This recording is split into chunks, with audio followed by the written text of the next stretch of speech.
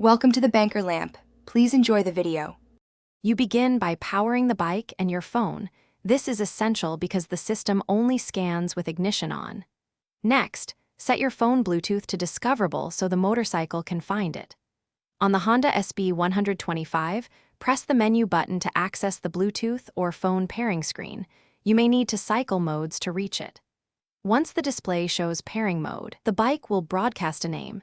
Keep your phone nearby and ready to confirm a connection request when the device appears. After the bike appears on your phone, tap its name to initiate pairing.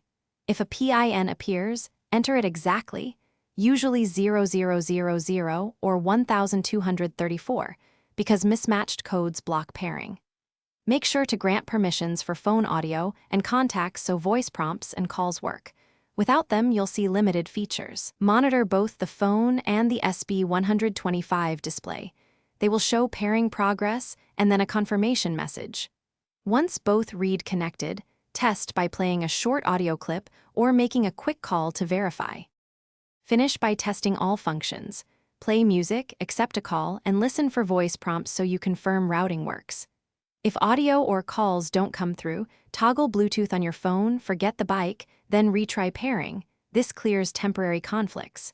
If problems persist, power cycle the motorcycle by turning ignition off, wait 10 seconds, then restart.